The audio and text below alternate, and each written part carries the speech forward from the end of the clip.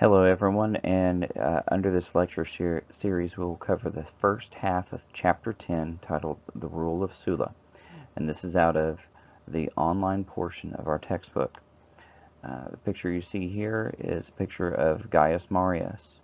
At the end of Chapter 9 it was talking about how Gaius Marius was one of the Roman generals who brought about stability and peace in the time of the Roman Republic, after the time of the Gracchi brothers. If you recall, those two were the brothers who tried to bring around political reform in order to help out poor Romans.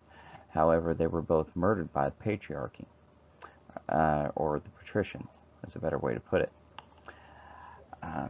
Gaius Marius made his fame by putting down a very giant slave revolt in the island of Sicily. In doing so, he became hero for the Roman people. However, we'll see that he's going to use his power to use the army to make himself essentially into dictator until the end of his life. So,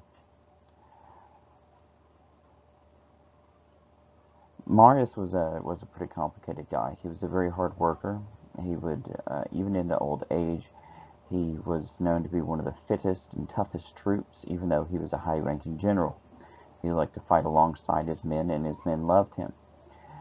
During this time, and we're going to see this is going to be accentuated later on, generals have become very popular with their armies, and whoever's in charge of an army can control a country.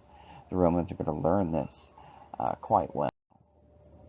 Now, this fellow here, this is what's remaining of a statue of a Roman consul named Marcus Livius Drusus.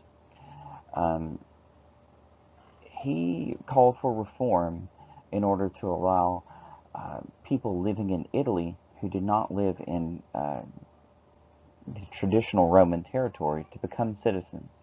If you recall, a Roman citizen had many rights and legal protections from punishments such as execution. They were able to go to court. They were also able to vote and hold office. Most Italians were not Roman citizens, though they were controlled by the Roman Empire. He's going to call for reforms for them to become citizens. The Romans will, of course, deny this, and this is going to lead to a civil war within Italy called the Social War, coming from the Latin word socii, which means allies. So in a sense, this is a war in between Rome and their allies, for their allies to become citizens of Rome. The war is going to be pretty bloody. Things are going to extend on. However, eventually, the Romans will concede and allow Italians to have Roman citizenship. However, one thing that the Romans understand is that that's not going to really amount to much. The only place you could actually vote for a Roman citizen was in the city of Rome. And so a lot of Italians lived weeks away from walking to Rome in order to vote, and most weren't going to do that. So the real power in the voting machine for the Roman people was in the city of Rome itself.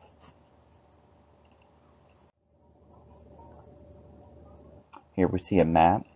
The purple areas are Roman territory at the time of the war, and it says here the area of insurgency.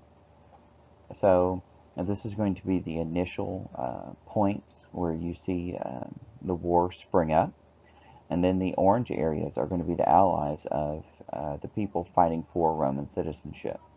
So this is almost the entire Italian peninsula. So it's going to spread all the way throughout that country. So after this war,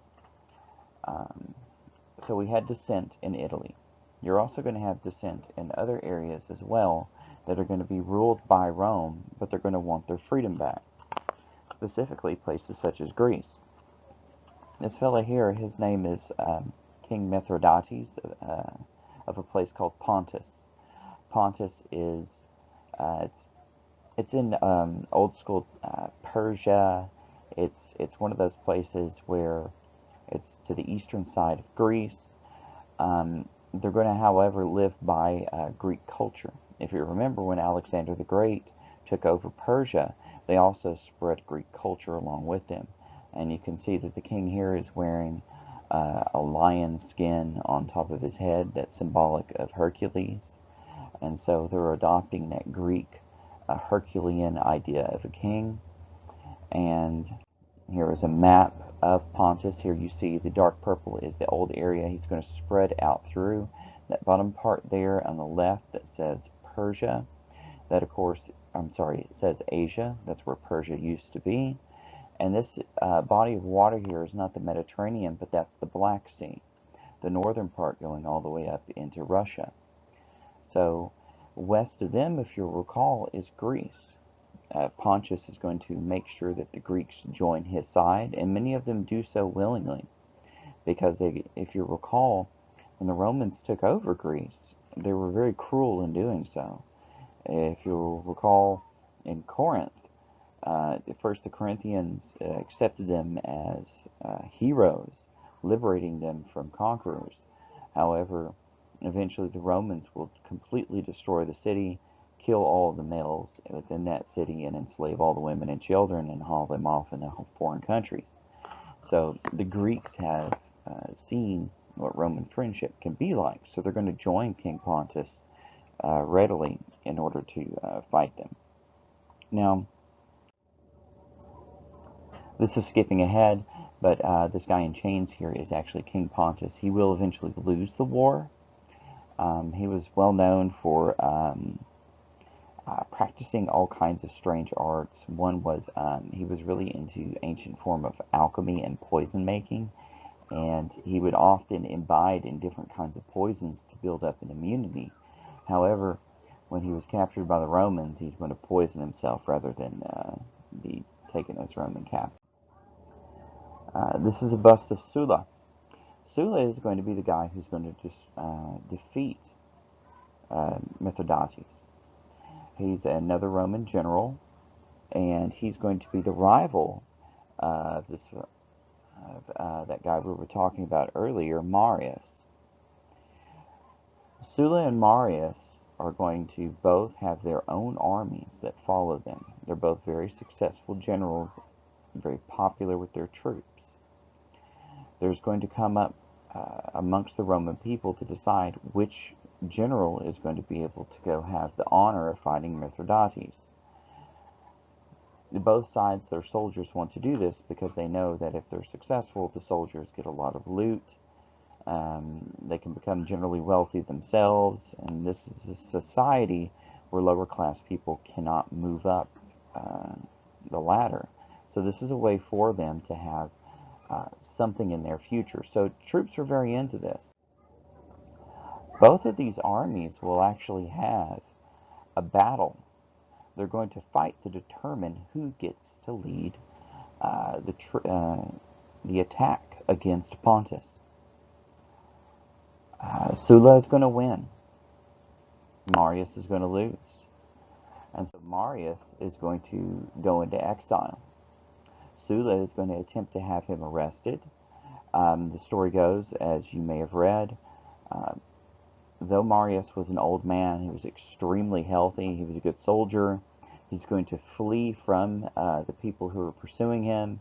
He's even going to stay with a farmer for a while. He's going to live out in the swamps on his own, trying to hide from them. Eventually they're going to capture. And as the fable goes, when a soldier tried to execute him, he scared him off just with his own stature. So, you know. While Sulla is off fighting Mithridates, however, Marius is going to escape from his captors. He's going to get volunteers to join him.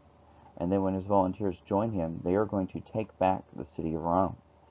When they take back the city of Rome, Marius is going to have the people who were on the side of Sulla murdered in the streets. If you'll recall, one way I've described Roman society is kind of like the mafia, but on a grand scale. So this is a very Roman thing. The army comes back in, one of the armies. This army is aligned to a famous general, that being Marius. And Marius is going to use this army to butcher his enemies and take over the city. this is not going to be the last time that this happens. We're going to see that not only are other powerful generals going to come in, take over Rome, and execute their enemies en masse, but there's going to be times when powerful people take over, but the Roman people are going to immediately do what they tell them to, because they're going to have this long memory of what happens if you do not listen to a powerful general who's in charge. In our next lecture, we'll cover the second half of this chapter. That's chapter 10. Make sure you read this. I provided this in the Google Classrooms, so you should be able to pull up the document. It's titled The Roman History, and we will pick at then. All right, thank you.